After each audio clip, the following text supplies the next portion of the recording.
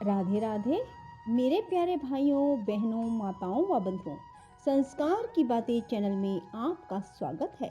बंधुओं, आज मौनी अमावस्या के दिन मैं आपको सुना रही हूँ अमावस्या की कहानी। बंधुओं, जो मनुष्य भी अमावस्या की इस कहानी को सुनते हैं वे सदा ही सुखी रहते हैं। बंधुओं, अमावस्या के दिन इस कहानी को सुनने मात्र से जीवन सुखमय हो जाता है। बंधुओं, यदि आपने YouTube चैनल संस्कार की बातें अब तक सब्सक्राइब नहीं किया तो जरूर करें और बेल आइकन दबाना ना भूलें, ताकि आपको हमारी आने वाली सभी वीडियोस की जानकारी सबसे पहले हो सके। बोलो शिव शंकर भोलेनाथ की जय हो। एक नगरी में एक राजा राज्य करता था। उसकी प्रजा एवं परिवार सब आनंद से रहते थे। राजा की रानी धार्मिक एवं प्रजा की प्रेमी थी। राजा के महल के सामने एक साहूकार की हवेली थी। राजा की रानी एवं सेठ की पत्नी में बहुत मित्रता थी। रानी सारी प्रजा से प्रेम रखती थी। एक दिन साहूकार की हवेली से साहूकार की पत्नी के रोने की आवाज आने लगी। तब वह बहुत भारी विलाप कर रही थी। रानी ने हवेली में रोने की आवाज सुनी तो रानी ने राजा से इस विलाप का कारण पूछा। राजा ने कहा कि सेठ का पुत्र मर गया है, सो सेठ की पत्नी और लड़के की माँ दुखी है। रानी बहुत भोली थी। उसने राजा को कहा, महाराज, दुख क्या होता है? राजा को समझ में नहीं आया कि रानी को कैसे समझाए कि दुख क्या होता है। रानी वापस बोली, महाराज, दुख क्या होता है? जब राजा ने रानी से कहा, तुम अपने कुंवर को मार दो तो मालूम हो जाएगा कि दुख क्या होता है। महारानी ने अपने कुंवर को महल से नीचे गिरा दिया। भगवान की कृपा से कुंवर गारे के ढेर पर गिरा और उसको खोज तक न आई। रानी अपने कुंवर को देखने के लिए नीचे आ रही थी कि कुंवर को सामने से आते देखा। यह देख राजा भी दंग रह गया कि इतने ऊपर से गिरने के बाद भी कुंवर को कुछ न हुआ। रानी ने राजा से वापस पूछा, महाराज, दुख क्या होता है? बताओ। उस समय पड़ोसी राज्य के राजा के सैनिक युद्ध कर रहे थे। राजा ने रानी से कहा, अब मैं लड़ाई में अकेले जा रहा हूँ। जब तुम मेरे मरने का समाचार सुनोगी तो तुम्हें दुख का एहसास हो जाएगा। राजा ने युद्ध के लिए प्रस्थान किया, लेकिन भगवान और अमावस माँ की कृपा से लड़ाई जीतकर राजा घर वापस आ गया।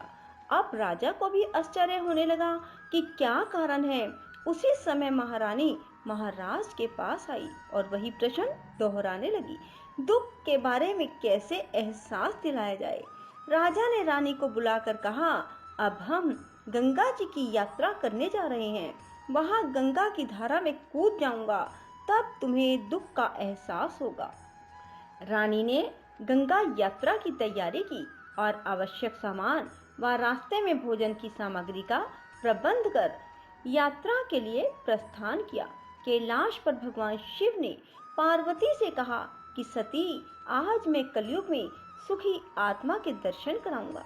शिवजी ने बकरे व पार्वती ने बकरी का रूप धारण कर एक बावड़ी के पास घास चरने लगे।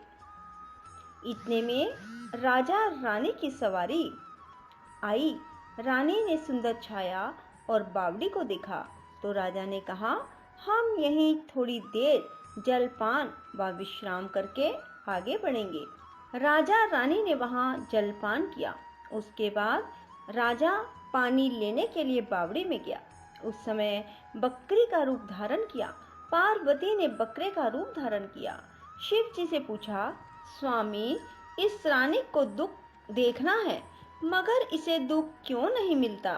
रानी ने बकरी को मनुष्य की भाषा में बोलते देखा।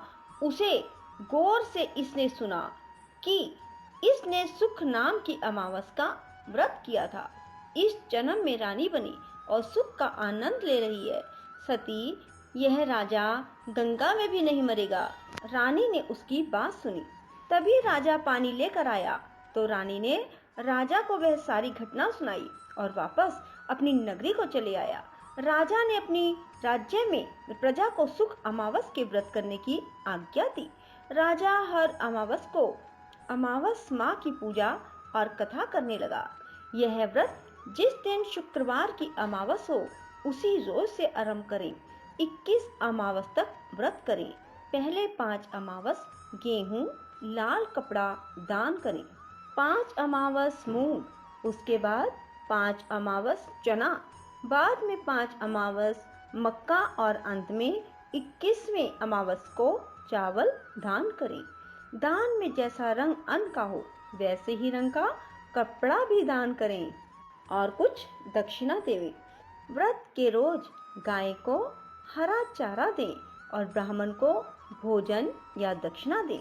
जो मनुष्य श्रद्धा पूर्वक इस व्रत को करेगा, अमावस माता और भगवान शिव की कृपा से दुख से उन्हें मुक्ति की प्राप्ति होगी। बंधुओं, यदि आपको हमारी वीडियो पसंद आए तो इसे लाइक करें और शेयर भी जरूर करें। धन्यवाद।